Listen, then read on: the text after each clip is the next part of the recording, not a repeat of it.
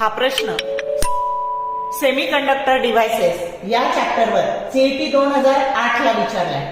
A PN photodiode is made of material with a band gap of 2.0 electron volt. The minimum frequency of the radiation that can be absorbed by the material is nearly option A 10 into 10 raised to 14 hertz, B 5 into 10 raised to 14 hertz, C 1 into 10 raised to 14 hertz and D 20 into 10 raised to 14 hertz.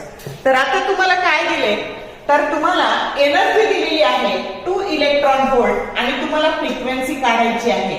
Formula असा आहे E बरोबर h mu आणि h हा Planck's constant आहे आणि म्हणून frequency बरोबर E bye h.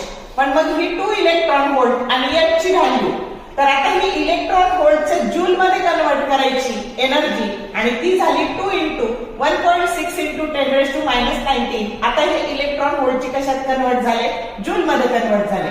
h ची व्हॅल्यू असते 6.63 into 10 raised to -34 joule second. आता जूल जूल कॅन्सल झाले आणि पर सेकंद म्हणजेच हर्ट्झ हे फ्रिक्वेन्सीचं युनिट तयार झालं. आता हे मल्टिप्लिकेशन 3.2 आणि हे 6.6 म्हणजे नियर अबाउट काय येणार आहे, 0.5 येणार आहे. टेंटेटिव्ह करायचं, गुणाकार भागाकार करत बसायचं नाही.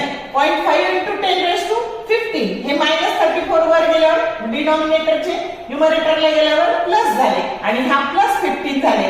पण ऑप्शन असा आहे 5 into 10 raised to 14 हर्ट्झ की जो बी आहे.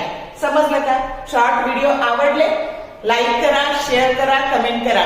For more useful tips and tricks keep watching wings of physics. Thank you very much.